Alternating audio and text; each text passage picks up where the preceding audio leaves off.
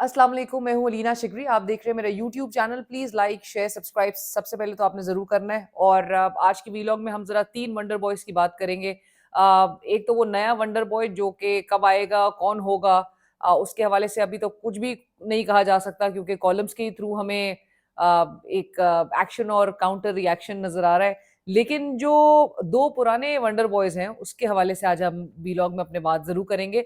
मेरे comment section में अक्सर हर कोई लिख रहा होता है कि ये वंडर बॉय नहीं है, ब्लंडर बॉय है जो शहबाज शरीफ साहब के हवाले से कहा जा रहा है। और जितना वंडर बॉय की ये इस्तिलाह और इस किस्म की थ्योरीज पेश की जा रही हैं थ्रू कॉलम्स, थ्रू डिस्कशंस, उससे इसमें कोई शक नहीं है कि शहबाज शरीफ साहब को एक ब्लंडर बॉय के तौर पे ही पेश किया जा रहा है। क्योंकि अगर उनके ऊपर आपको किसी वंडर बॉय की अगर तलाश तो जारी है, तो दैट मीन्स के शहबाज शरीफ साहब अपना काम ठीक तरह से सर अंजाम नहीं दे रहे हैं। और मैं इसी हवाले से भी आपको ज़रूर सुनवाना भी चाहूँगी।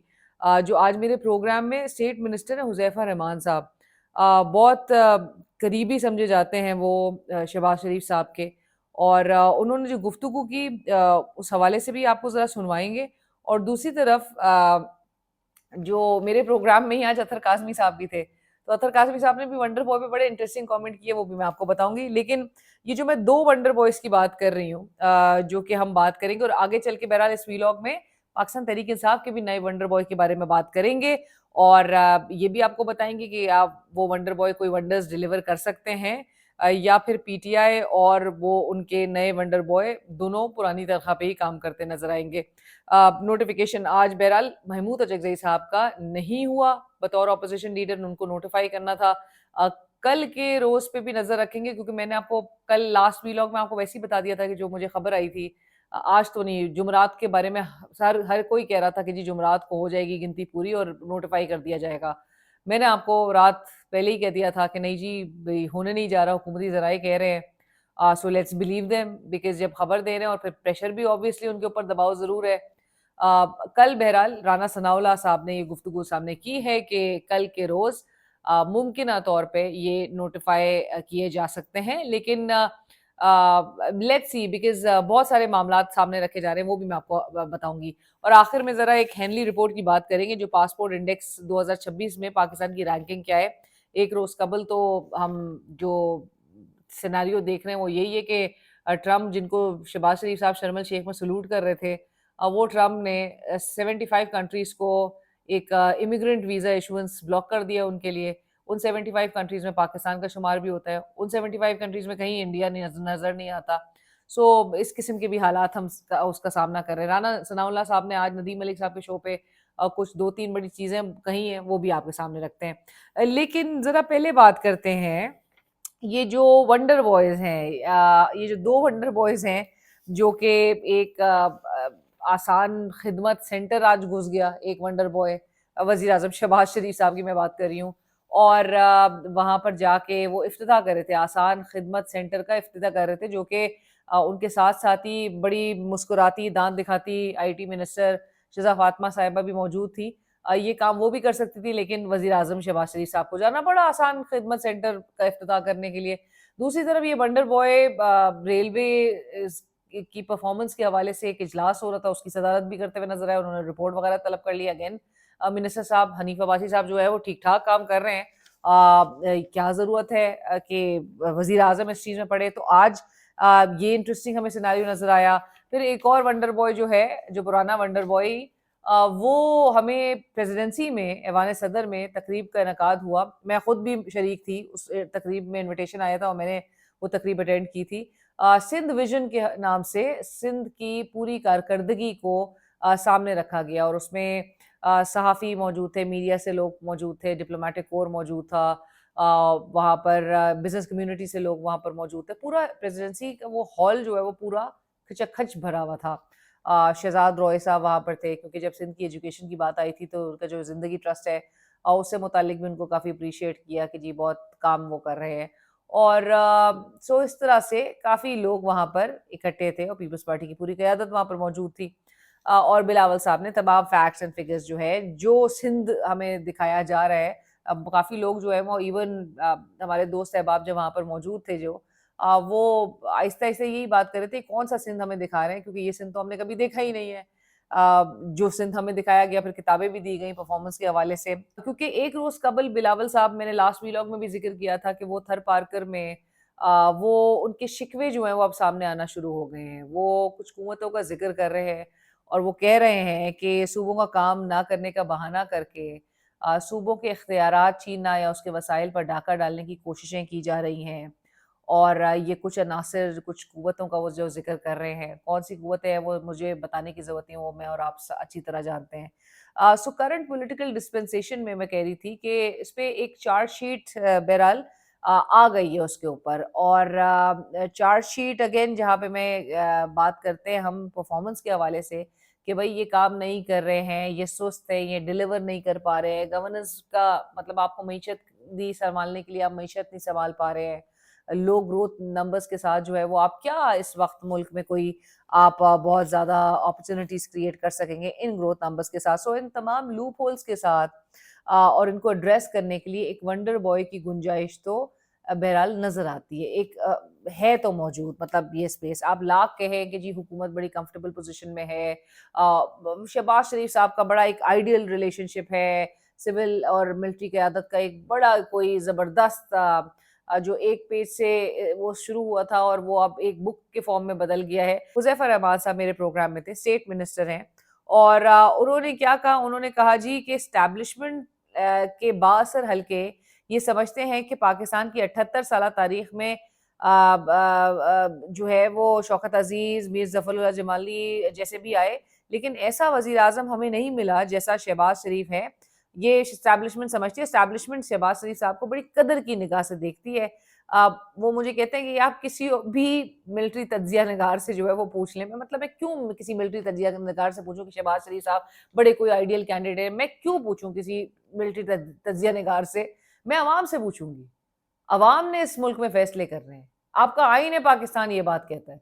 अवाम के वोटों से आपने आना है। मैं किसी मिलिट्री तज्ज़ियाकार से क्यों पूछूँ कि शहबाज शरीफ साहब कैसा बंदा है, आइडियल है, नहीं आइडियल है, डिलीवर कर रहा है, नहीं डिलीवर कर रहा है, घुटनों पे बैठा है, नहीं बैठा है, ताबे हो गया है, बिल्कुल नीचे लेट गए हैं। मैं क्यों पूछूँ किसी मिलिट्री तज्ज़ियाकार से भाई? इस मुल्क में फैसले मिलिट्री तज्ज़ियाकारों ने नहीं करने, मिलिट्री ऑफिशियल्स ने नहीं करने। इस मुल्क में एक आईन पाकिस्तान मौजूद है, एक law of the land, supreme law of the land. उसके मुताबिक, उस डॉक्यूमेंट के मुताबिक आपने मुल्क को चलाना है। सो ये सुने ज़रा ये गुफ्तगू सिर्फ़ आप सुने और फिर मैं आपको कमेंट्स भी चाहूँगी अपने मेरे कमेंट सेक्शन में आप ज़रूर इस पर तबसरा भी कीजिएगा। ये गुफ्तगू सुनें। मुझे ज़ाती तौर पर इस बात का पता है, ना कि एज़ अ मिनिस्टर की कैपेसिटी में, कि एस्टेब्लिशमेंट के जितने भी बासर हल्के हैं, वो ये समझते हैं कि 70 साल में कभी पाकिस्तान को ऐसा वज़ीर शहबाज शरीफ साहब की सूरत में मिला। और उसके पीछे वो एक बड़ी स्ट्रॉन्ग दलील ये देते हैं कि ज़ाहिर है बीच में आप कहेंगे ज़फ़रुल्लाह खान जमाली भी आए, शौकत अजीज भी आए। यानी मकसद ये कि कभी ऐसा नहीं हुआ कि एक जमात जो पूरे मुल्क में अपनी स्टैंडिंग और फुटिंग रखती हो, मकबूल तरीन जमात हो, पंजाब की बड़ी जमात थी, इस पे ज़ाहिर है पीटीआई का हमारा आपस में इख्तलाफ हो जाता है। वो कहते नहीं अब हम पॉपुलर हैं, हम कहते नहीं हम पॉपुलर हैं, यानी मुकाबला हमारे दरमियान ही है। तो उस जमात से एक ऐसा शख्स जो कि इदारों और सियासी लीडरशिप के दरमियान एक बेहतरीन पुल का किरदार अदा कर सकता है, और उसके दौर में आपने देखा कि बहुत अहम तरीन फैसले लिए गए। तो इसलिए एस्टेब्लिशमेंट शहबाज साहब को बहुत कदर की निगाह से देखती है। ये एक वजीर के तौर पे मैं आपको नहीं बता रहा, ये आप किसी और भी मिलिट्री के एनालिसिस जो भी अच्छा एनालिसिस करते हैं मिलिट्री लीडरशिप के हवाले से, आप उनसे पूछ सकते हैं। यही शहबाज शरीफ साहब चाहे कितने ही आइडियल क्यों ना हो, पाकिस्तान की सियासत है, कभी भी कुछ भी हो सकता है। ख्वाजा आसिफ साहब की आज मेरी एक खबर नज़र से गुजरी कि इमरान खान को इक़्तिदार में लाने वाले चाहेंगे ये दोबारा इक़्तिदार में आए, वो चाहते हैं ये मुमलिकत खुदादाद उनकी ताबे हो जाए। कौन सी कुव्वतें हैं जो इमरान खान को इक़्तिदार में लाई थी और इस वक्त कौन सी कुव्वतें हैं जो दोबारा इमरान खान को इक़्तिदार में लाना चाहती हैं? मतलब 2.5 साल से आपने इमरान खान को जेल में रखा हुआ है, लेकिन वो जेल में रह के इतना ऑल पावरफुल है कि आपको अभी भी फियर्स हैं कि उसको कोई बाहर लेकर आना चाहता है, वापस इक़्तिदार में लेकर आना चाहता है। फैसला तो अवाम करती है, अवाम का फैसला आपने 2024 के 8 फरवरी के इलेक्शंस में रिजल्ट्स जो है वो आपने मुस्तरद किए, आपने नहीं तस्लीम किया अवाम का फैसला। अवाम निकली तो बहुत भरपूर एक तादाद में थी और उसके बाद भी आपने इस किस्म के फैसले किए जो अवाम की सेह के बरखिलाफ जाके आपने तमाम इक़दामात किए। सो नेचुरली, लेकिन उससे आपने देख लिया कि ढाई 3 साल में आपका जो एक वाहिद ओपोनेंट जेल में बैठा है वो आपसे काबू नहीं हुआ। आपने उसको बज़ाहिर तो एक फिज़िकली जेल में रखा हुआ है, लेकिन वो इस वक़्त जेल से बाहर आपके सरों पर मंडला रहा है, आपके दिमागों पर सवार है और वो उसका आप कुछ कर नहीं सक रहे। आपसे बयानिया उसके खिलाफ जो है वो कोई बन नहीं सका, आपने उसके बयानिए को आप काउंटर नहीं कर सके और आपने लाख कोशिशें की, हर इकदाम आपने करके देख लिया उसको माइनस करने का, लेकिन वो माइनस ही नहीं होके दे रहा है क्योंकि अवाम जब तक किसी शख्स के, किसी पार्टी के पीछे खड़ी हो, तब तक आप उसका कुछ नहीं बिगाड़ सकते। अगर अवाम की ताकत जो है वो उसके साथ है, उसका कोई बाल बीका नहीं कर सकता। यानी कि ढाई 3 साल में आप उसको माइनस नहीं कर सके और अगर अगले भी 3 साल आपने इसी तरह से गुजारने हैं, इसी रसाकशी में, तो इस टग ऑफ वॉर से कुछ भी आपको हासिल नहीं होना। इस वक़्त उसकी पोज़ीशन जेल में रह के, आइसोलेशन में रख के, फैमिली से ना मिलने दिया जाए, पार्टी क़यादत से ना मिलने दिया जाए, हर तरह की एक्सेस उसकी चोक करके, बावजूद उसके वो स्ट्रांगली खड़ा है जेल के अंदर। राना सनाउल्लाह साहब से नदीम मलिक साहब के शो पे नदीम मलिक साहब ने बोला कि भई ये मामला किस तरह, मुल्क आगे नहीं बढ़ रहा और ये हकीकत बात है कि मुल्क आगे नहीं बढ़ा और राना सनाउल्लाह साहब से उन्होंने कहा कि जी क्या, तो उन्होंने कहा भई हम क्या करें?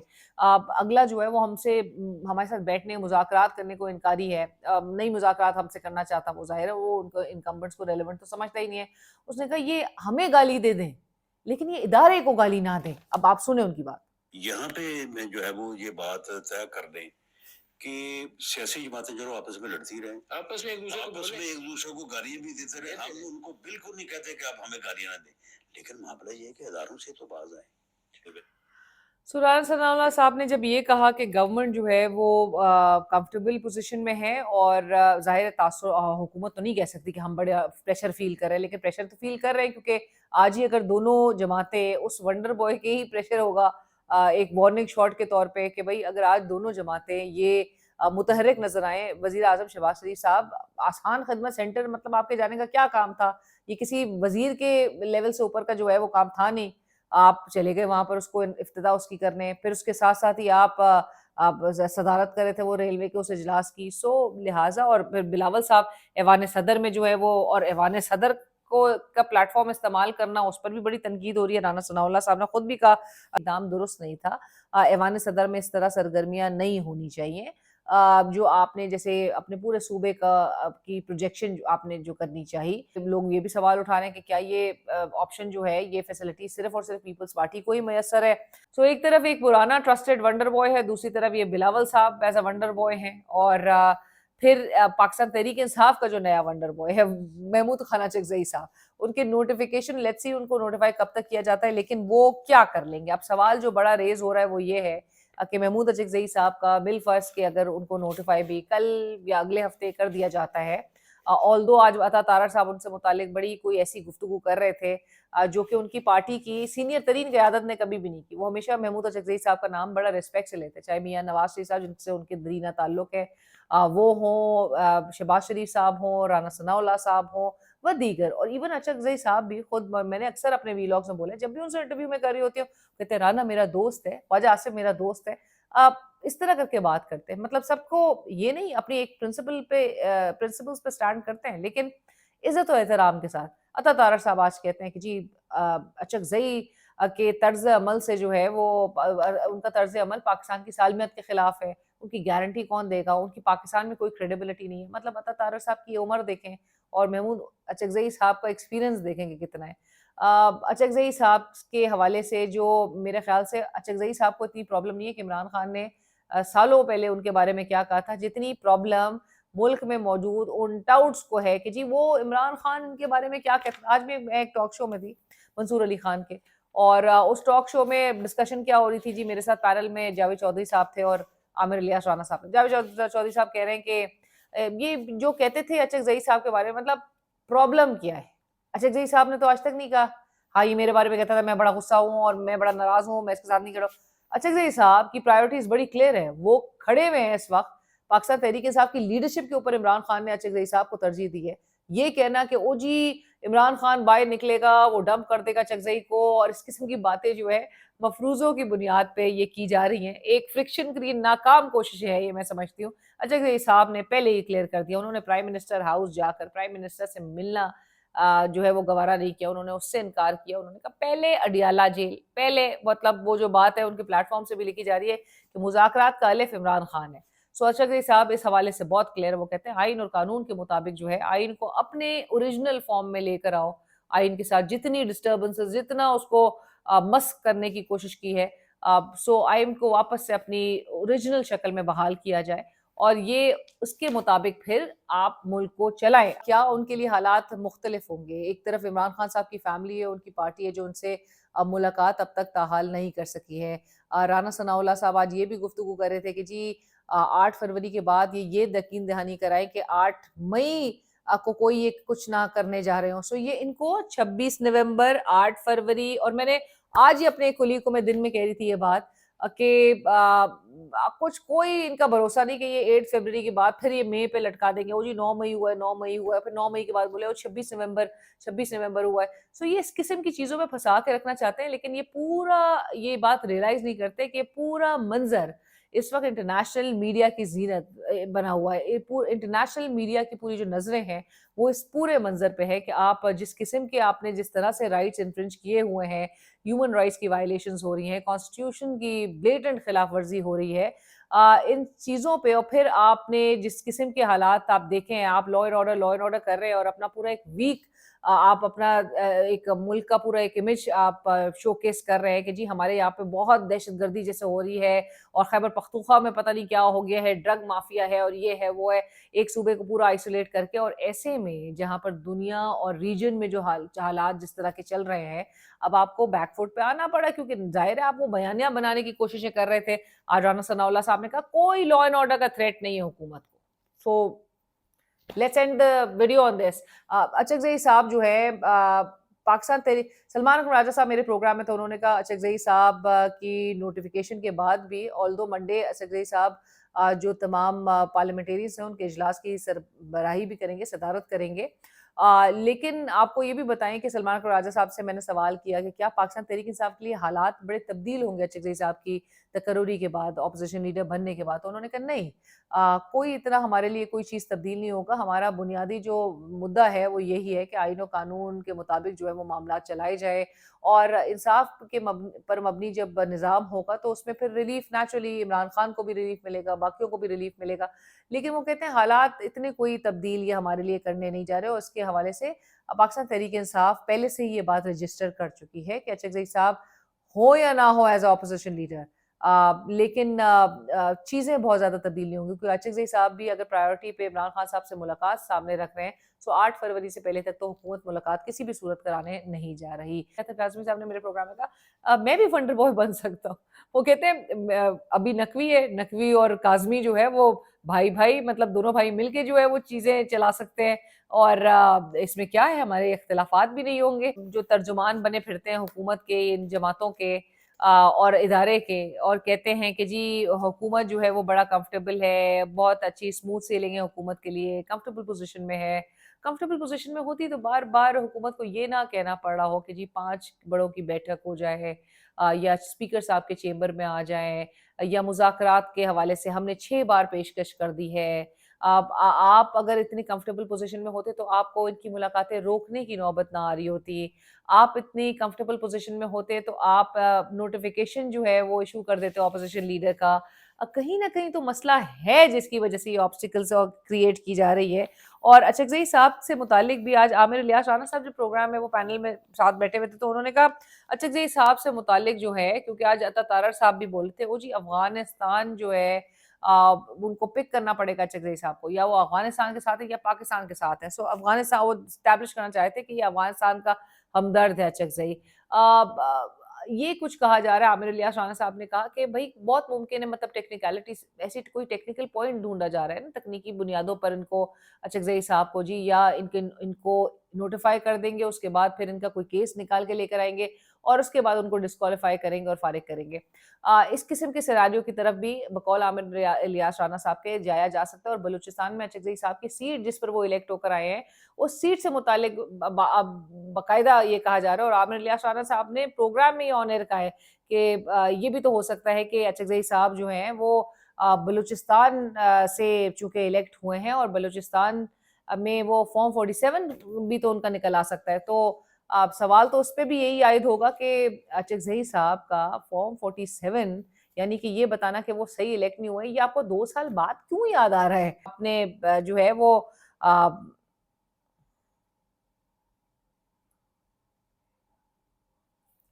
ये कहना कि वो अफगानिस्तान के हमदर्द हैं, अगर हैं तो आप नहीं करें उनको नोटिफाई, आप लटका के रखें मामला जिस तरह से आपने 3 महीने से लटका के रखा है। 3 महीने से तो उनकी नामजदगी के बाद उससे पहले 5 माह हो चुके हैं माशाल्लाह से, जब से ऑपोजिशन लीडर्स दोनों हाउसेस में नहीं है, लेकिन वो बगैर ऑपोजिशन लीडर्स के दोनों हाउसेस से लेजिस्लेशंस भी हो रही हैं पास और तमाम मामलात बिल्कुल बिजनेस एज यूजुअल के मुताबिक जो है वो चलाने की कोशिशें की जा रही हैं। लेकिन लाइक आई सेड, चीजें चल नहीं पा रही, पाकिस्तान आगे बढ़ नहीं पा रहा। लीमू की मिसाल हम आपको पिछले व्लॉग में दे चुके हैं कि जी अगर लीमू मंडी में नहीं बिक रहे नदीम अफजल चंद साहब के 5 रोज तक, तो आप प्रीटी मच अंदाजा लगा लीजिए। बावजूद उसके आपको स्क्रीन पे बताया जाएगा, टीवी स्क्रीन पे, जो कि लोगों ने बहुत वैसे ही उसको रिलेवेंट कर दिया है कि जी ऑब्सोलीट हो गया है, टीवी नहीं देखते हम। बहुत सारे लोगों ने अपने घरों से टीवी सेट्स निकाल दिए हैं। आखिर में मैं आपको हेनली पासपोर्ट इंडेक्स की बात बताई थी। मोहसिन नकवी साहब ने बड़ा खुशी खुशी उन्होंने भी पोस्ट किया, एक ट्वीट पोस्ट किया, वो मैं साथ दिखाती हूँ। लेकिन ये जो हैनली पासपोर्ट इंडेक्स 2026 की है, इसकी जो एक ताज़ा तरीन रिपोर्ट आई है वो कहती है जी पाकिस्तान 98 उसकी रैंकिंग है और 98 रैंकिंग के साथ नंबर पर रहकर 98 यानी 98 नंबर के साथ जो है हमारा पासपोर्ट चौथा दुनिया में चौथा कमजोर तरीन पासपोर्ट में अब शामिल हो रहा है। कमजोर तरीन पासपोर्ट है, फोर्थ मोस्ट वीकेस्ट पासपोर्ट।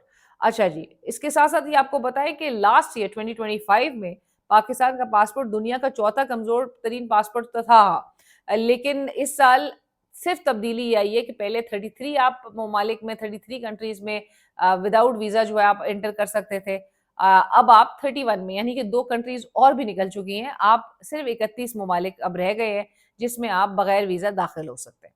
इस रिपोर्ट के हवाले से लाइक आई सेड, वजीर दाखिला हो, मीडिया पे भी कुछ रिपोर्ट्स चली और रिपोर्ट में कहा गया कि जी मोहसिन नकवी साहब भी बताने की कोशिश करें कि पाकिस्तान गुज़िश्ता साल 126वें नंबर पर था, अब बेहतर होकर जो है वो हम 98th पे आ गए हैं, जबकि 98th पे हम जो है वो हमारा 4th वीकेस्ट पासपोर्ट है। वो कह रहे हैं हम 98 नंबर पर आ गए। सो फिर नकवी साहब की ट्वीट देख के हमने किया फैक्ट चेक, और फैक्ट चेक में क्या पता चलता है जी, गैलप्स पाकिस्तान के opinion poll equal treatment and absence of discrimination में बताया गया कि हम आज भी 128 में से 126 नंबर पर हमारी रैंकिंग है और नकवी साहब जो है वो उसको बहरहाल पासपोर्ट की दर्जा बंदी के साथ जो है वो जोड़कर जो है बाकायदा पेश कर रहे हैं। ये तो हाल है हमारा और उम्मीद मैं ये करती हूँ कि वजीर दाखिला एटलीस्ट रेक्टिफाई जरूर करेंगे। नकवी साहब बहुत मुतहर्रिक हैं, बहुत अथक मेहनत करने के आदी हैं, शबाना रोज वो काम करते हैं। शहबाज शरीफ साहब को वो टफ टाइम देते हैं और शायद सुपर वंडर की इस्तिला भी उन्हीं के हवाले से भी इस्तेमाल की जा सकती है। और राना सनाउल्लाह साहब तो बहुत अरसे पहले का बोल चुके हैं कि अब वो चाहें तो वो वजीर आजम भी बन सकते हैं, लेकिन डिफेक्टो वजीर आजम कौन है वो सबको पता है। चैनल को सब्सक्राइब कीजिए, फीडबैक सजेशन जरूर आगा कीजिए।